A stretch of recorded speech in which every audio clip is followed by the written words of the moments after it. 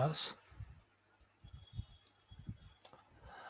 Now, coming to general management of poisoning, yesterday I told you what all steps you can take to treat poison. The first five steps where you stop the poison, then you limit the absorption of poison, give supportive therapy, give specific therapy, and maybe employ a few other measures as well, like dialysis and all. Now, coming to general management of poisoning,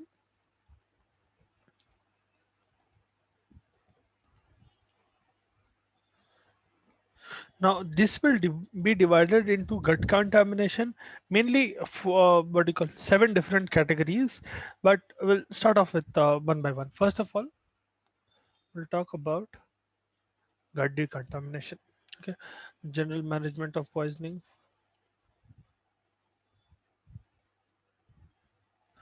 This mainly comes into picture when the patient has taken a poison orally.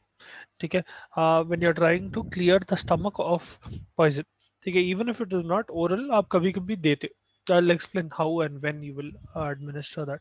So vomiting obviously will be induced. That is one way through which you can remove. So MSS will play a role. Also you can perform a gastric lavage by stomach washing. If we talk about MSS, so gut decontamination is done by two methods. Technically three. There is also a third one, which is not used as much, but you can use it in certain conditions.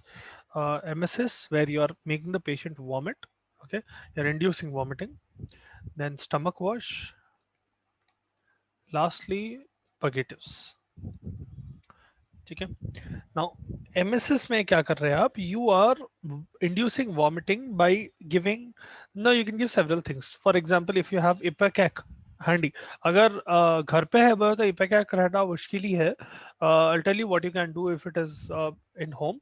But if someone is coming to a clinic or if someone comes to a hospital with a case of poisoning, then you can induce vomiting using ipecac syrup, 20 to 30 ml of ipecac. At within 15 minutes, you can use that. ठीक है. If that is not available, you can use mustard powder. ठीक है.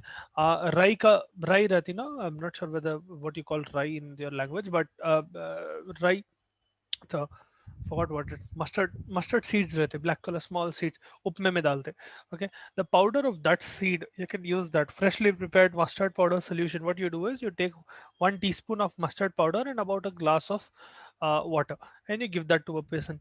वो दे सकते हैं, या फिर you can mechanically induce vomiting by stimulating pharynx through fingertips, or you can use a very strong salt solution.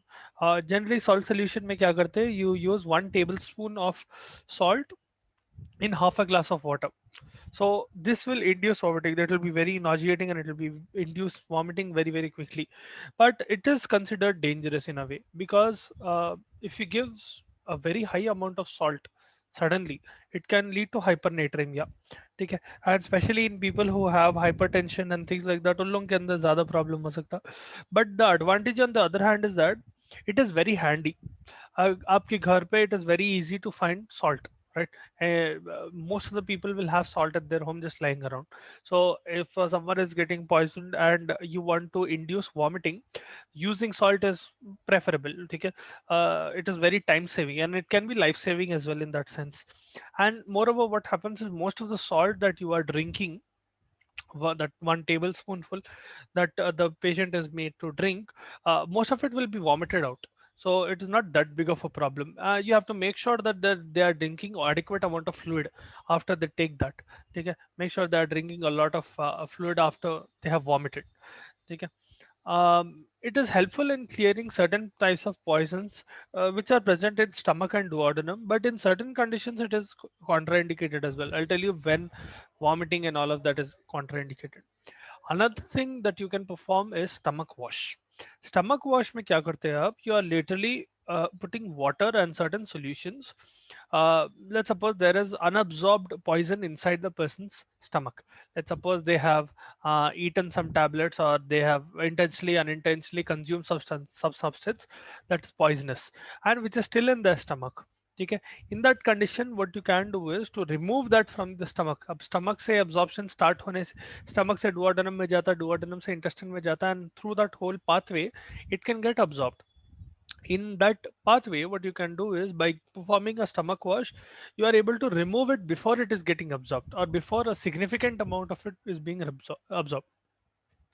Now, you generally use warm water. Okay, there is a special tube, and orogastric tube जो रहता, it is around half an inch in diameter and around 150 centimeters in length. Okay, you put that down the patient's throat, and what you do is, especially depending on the type of poison. For example, अगर alkaloidal poison है, ठीक है, alkaloid poison में आप क्या करते हैं, tannic acid या potassium permanganate का solution that you will use for gastric wash or stomach wash, or you can also use water in certain cases.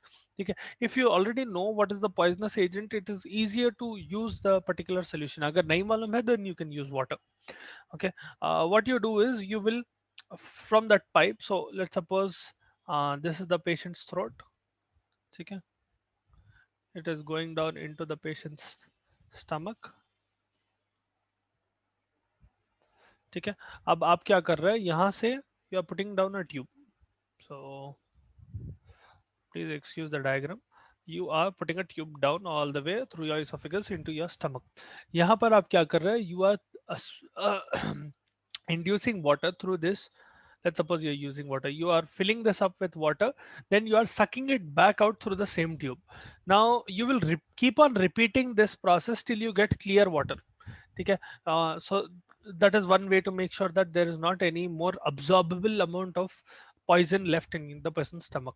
One thing you need to do is, the first time you withdraw this, आप क्या करेंगे, you let's suppose the first time that you induce water and you remove it, that will be the first sample, right? That you have to retain, don't throw it away. You can send it to lab for examination. Take it for further examination, what type of poison it was. If you're not able to find out which type of poison it was, then in that case you can give it to the lab and they'll find out.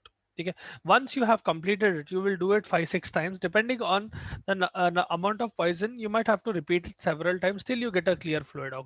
Okay, you will place the patient on the left lateral position and you start inserting the tube orally and start performing it. Once you have finished with this, what you do is you give the patient slurry, activated charcoal key. You give activated charcoal 1 gram per kg body weight, in water. You make a 10 to 1%, 10 to 1 ratio solution. उसमें आप activated charcoal मिला के you will give it to the patient. ठीक है, it is left inside the stomach. So that activated charcoal का काम क्या है, it is able to absorb. Okay, one of the main functions of why activated charcoal is used in poisoning is because activated charcoal is a very good adsorbent. Okay, AD, adsorbent, meaning what this fellow will do, let's suppose this is the particle of activated charcoal. Okay, it will it will be able to attract poison or any substance, foreign substance, onto its surface in such a way that they will get stuck to its surface. ये absorption नहीं है, it will not get inside the charcoal, it will only be covering the film of the charcoal. पूरा overall on the charcoal it will get stuck to it. ठीक है, because of which whenever activated charcoal gets removed from your body, the poison will also go away. ठीक है, it is also helpful in a way wherein, let's suppose आप gastric lavage या gastric stomach wash कर दिए, and despite that there is a little bit of poison left, you are not able to remove that.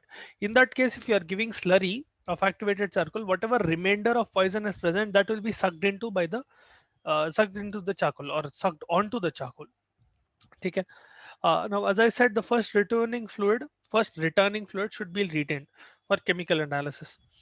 Now, decontamination is recommended to be done up to 1 hour of poison ingestion, meaning once a patient has taken the poison, within 1 hour you have to perform the stomach wash.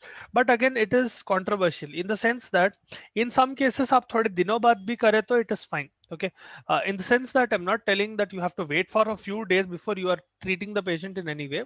Let's suppose you get to know that the patient has consumed the poison 3 4 days prior to coming to that hospital or before your notice. It is still worthy of performing the stomach wash, because what happens is certain drugs, certain poisons like basic drugs वो क्या होते हैं, once they enter your systemic circulation they end up coming back into the stomach, ठीक है, from the blood vessels they will perfuse और they will diffuse back into the stomach. So in that condition performing a stomach wash will be helpful. ठीक है, let's suppose the patient has taken some basic drug 4 days prior to coming to the hospital. ठीक है, finally someone found out that they have been poisoned, and or they have been feeling that they unintentionally consumed something and they have been poisoned, they come to the hospital. And in that condition what you do is, if it is a basic drug, even if it is not a basic drug, it is worth performing a stomach wash. If it is a basic drug, what happens is, from systemic circulation, once the drug has already 3-4 days हो गया, मतलब systemic circulation में रहता, ठीक है, and if we are considering poisoning, the patient has consumed a very large dose, so the drug, there is a good chance that the drug is still inside the person's body, ठीक है, so even accounting t half, it will stay in your body for a long period of time because of increased dose. Basic drugs tend to diffuse out of blood vessels and come into stomach. In that condition, if you are performing a stomach wash, you are able to remove that poison from the patient's stomach. So that is the advantage. Even after 5 or 6 days of poisoning, if you are performing stomach wash, it might be helpful. Okay, it is worth performing a stomach wash. Better safe than sorry. Okay, until and unless it is contraindicated. Now, in certain conditions, MSS and stomach wash are contraindicated, where you should not do. One is if the poisoning is occurring because of corrosives, meaning if the patient has taken something very acidic or very basic. Okay, so what will happen is, if you perform MSS, or if you induce MSS, or you perform stomach wash in that condition, on the way back it will start damaging the internal organs as well. Okay, already on the way down it damaged, on the way back it will also start damaging. Or else, if the patient has consumed any foreign body, large foreign body, yeah, where the poisoning is because of convulsants, in all of these conditions, MSS and stomach wash are contraindicated. Okay, so these two contraindicated in um, poisoning due to corrosives, ठीक है, foreign body ingestion,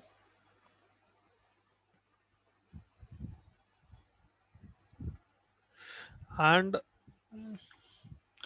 poisoning due to corrosives, convulsants, and foreign body ingestion. ठीक है. Now, as I told you, activated charcoal is used in several conditions. ठीक है, ऐसे conditions में activated charcoal is very helpful because it is able to absorb the poison onto its surface. One big disadvantage with activated charcoal is that it is not palatable. It will be very horrible in taste.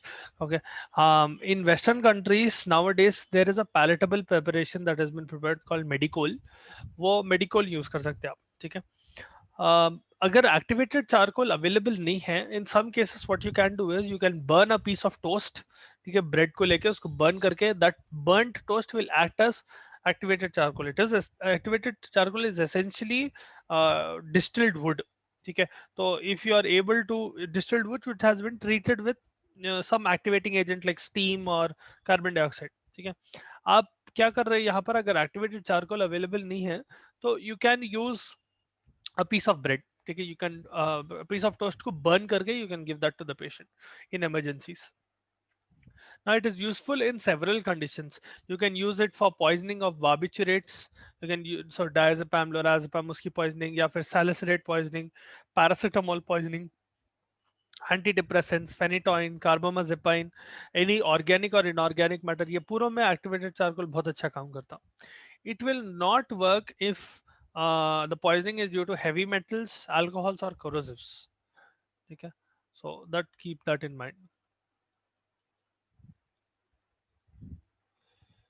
Does not work in case of poisoning due to alcohol, corrosives, and heavy metals. Okay. Now, this is one part, general management में gut decontamination. Next part will be management of respiratory failure.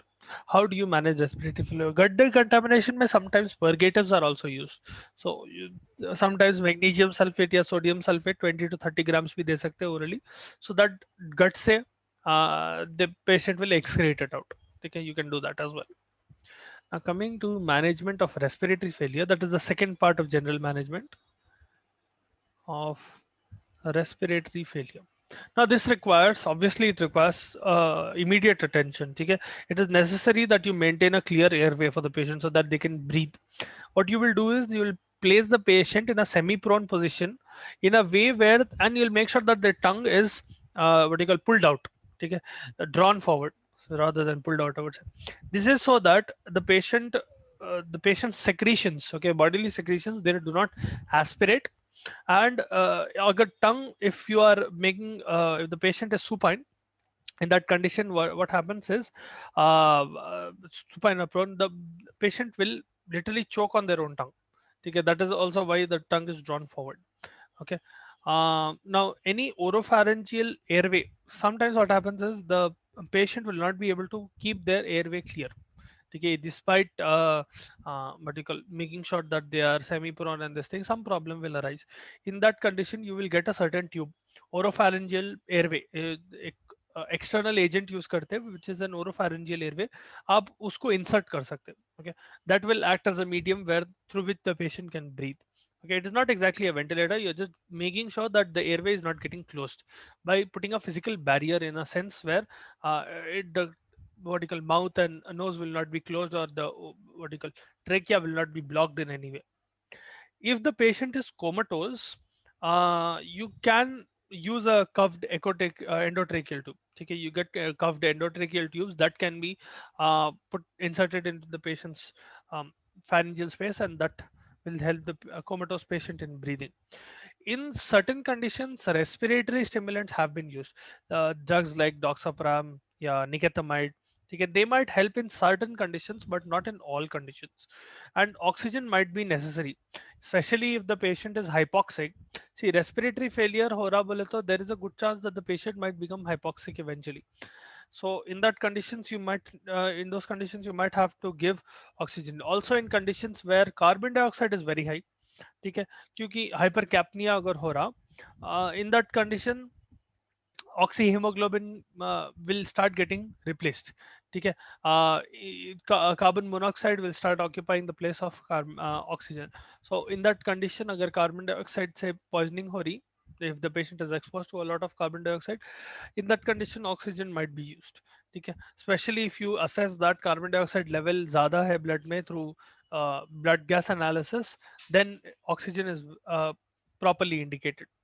ठीक है, especially if the patient is having respiratory depression, you might want to start mechanical ventilation.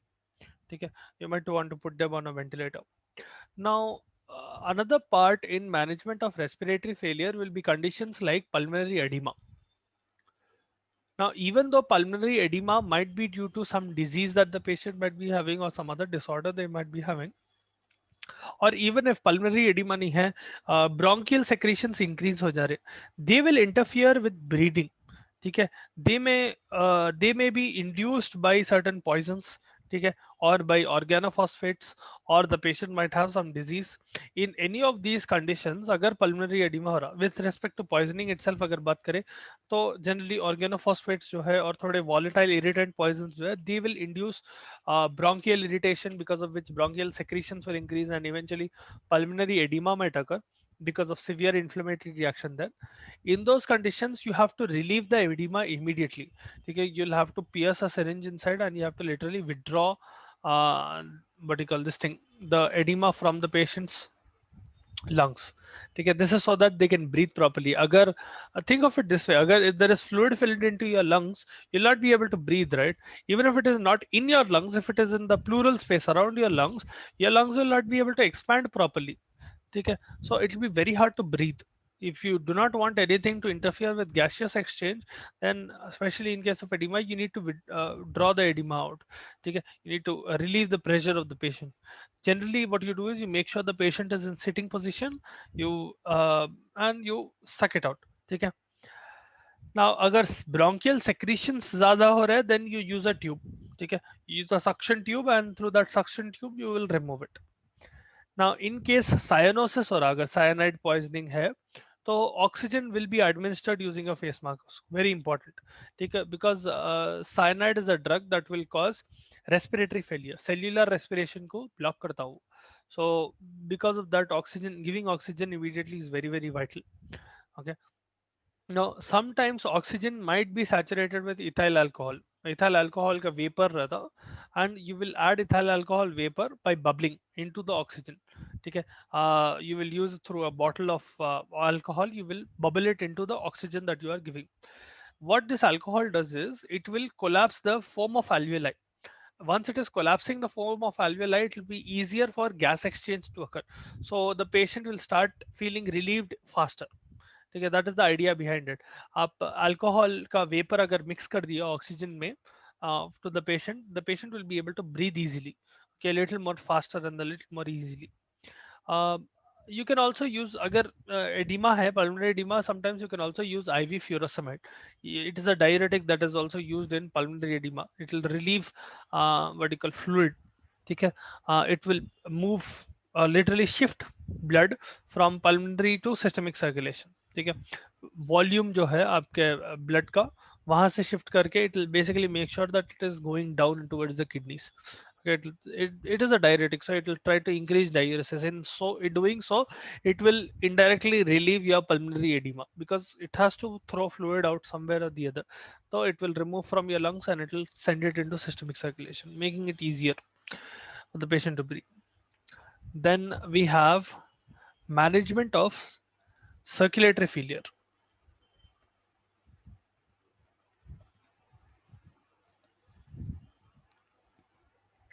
अब अगर circulatory failure हो रहा, this mainly involves hypotension. ठीक है, the patient is having low blood pressure, that is when circulatory failure occurs. One of the first things that you have to do is elevate the foot end of the bread. ठीक है, you have to make sure the patient's brain is getting enough amount of oxygen.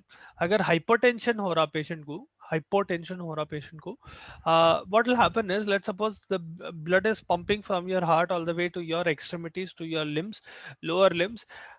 Because blood pressure is so low, it will take a long time for that blood to come all the way from your legs back up to your trunk and into your heart.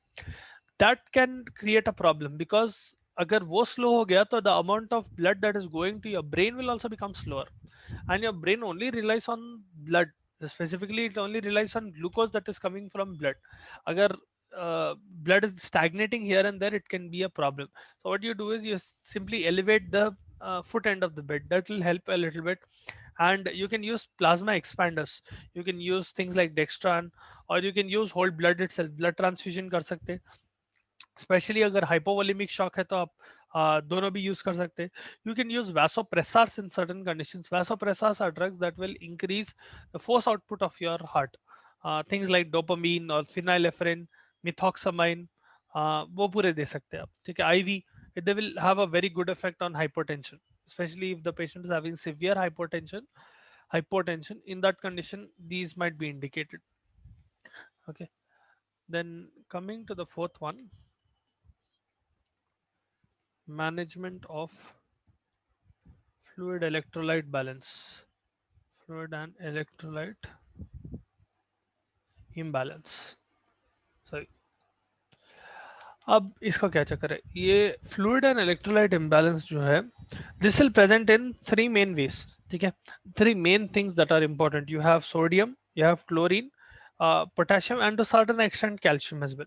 ठीक है, the main problems that you will face is hyponatremia or hypernatremia, sodium becoming low or more, hypokalemia or hyperkalemia where potassium is going low or up, or hypocalcemia.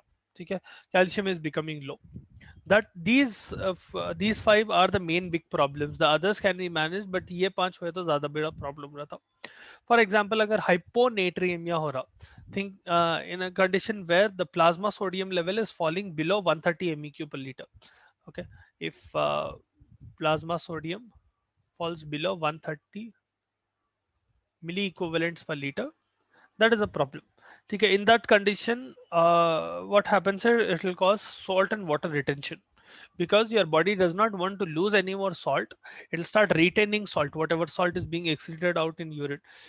As a result, water also starts getting retained. This is a bigger problem in a hypertensive, because in a hypertensive अगर hyponatremia हो रहा तो fluid retention होता, because of which even more hypertension can occur. ठीक है, you can treat it by normal saline infusion. If you give normal saline, you are essentially increasing the sodium amount that is present in the plasma.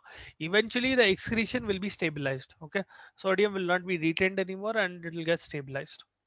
On the flip side, अगर hypernatremia हो रहा तो sodium content is going over 150 MEQ per liter.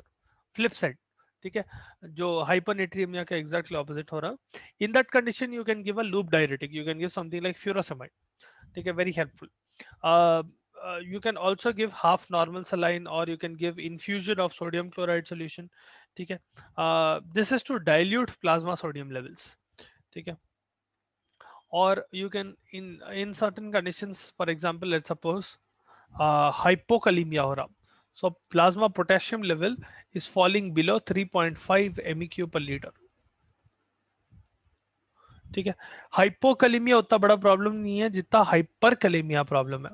हाइपोकलेमिया का treatment ज्यादा problematic हो सकता है, क्योंकि हाइपोकलेमिया में obviously we know that potassium is low.